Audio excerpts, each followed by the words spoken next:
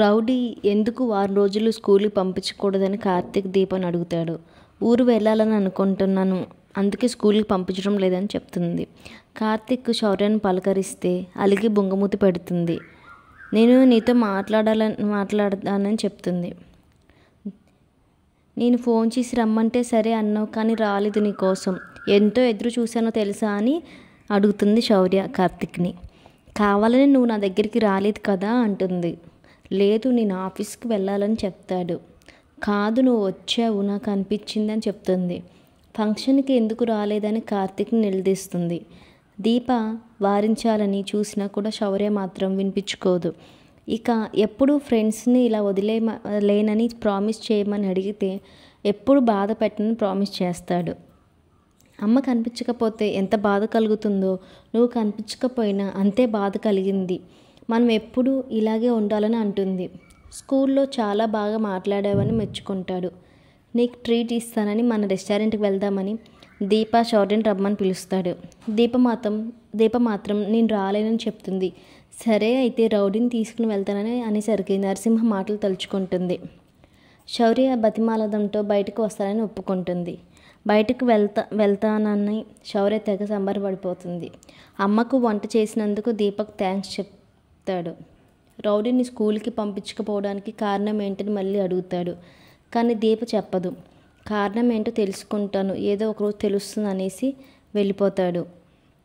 శివనారాయణ తెగ ఆలోచించి ఎంగేజ్మెంట్కి రెస్టారెంట్లో ప్లాన్ చేద్దాం, పెళ్ళి ఇంట్లో పెట్టుకుందామని చెప్తాడు. ఇది పెరిగిన ఈ ఇంట్లోనే అన్ని శుభకార్యాలు జరగాలని సుమిత్ర అంటుంది. పెళ్లి గురించి మాట్లాడుకోవడం చూసి పారిజాతం కార్తీక్ సరే అనకుండానే వీళ్ళు తెగ హడావిడి చేస్తున్నారు ఏంటి అని అనుకుంటుంది.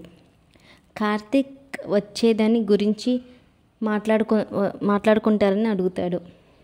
మీ గురించే మాట్లాడుకుంటున్నామని సుమిత్ర చెప్తుంది. జ్యోత్స్నను రెడీ అవ్వమని రెస్టారెంట్కి వెళ్దామని చెప్తాడు. మొదట సంబరపడిన జ్యోత్స్న దీప శౌర్య కూడా వస్తున్నారని చెప్పడంతో మొహం చిరాగ్గా పెట్టేస్తుంది. దీప వాళ్ళెందుకని పారిజాతం ప్రశ్నిస్తుంది. రౌడీ ఎప్పటి నుంచో బయటకు తీసుకుని వెళ్ళాలని నేను అనుకుంటున్నాను, అందుకే తీసుకువెళ్తున్నానని చెప్తాడు. మరి దీప ఎందుకు అంటే అమ్మ రమ్మందని అబద్ధం చెప్తాడు. రెడీగా ఉండి వచ్చి పికప్ చేసుకుంటానని అంటే వద్దని చెప్పేస్తుంది. నా కారులో నేను వస్తానని జ్యోత్స్న చెప్తుంది. నీతో పాటు నేను వస్తానని పారిజాతం అడిగితే అవసరం లేదని జ్యోత్స్న చెప్తుంది. స్వప్న కావేరిని రెస్టారెంట్కి తీసుకొని వెళ్ళాలని బయటకు తీసుకొస్తుంది. కార్తీక్కి ఫోన్ చేసి మంచి రెస్టారెంట్ పేరు చెప్పమని అడుగుతుంది. జ్యోత్స్న రెస్టారెంట్కి రమ్మని తాను అక్కడే ఉంటున్నానని చెప్తాడు.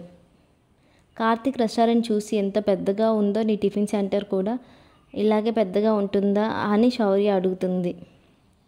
వాళ్ళది ఈ రెస్టారెంట్లో వాష్రూమ్ అంతా కూడా ఉండదని జ్యోత్స్న దీపని అవమానకరంగా మాట్లాడుతుంది. కార్తీక్ దీపను వెనకేసుకొస్తాడు. హోటల్ సిబ్బంది అంతా జ్యోత్స్నకు విష్ చేస్తారు. ఎందుకని శౌర్య అమాయకంగా అడిగితే దీనికి ఓనర్ తన కోడలేనని కాంచన చెప్తుంది.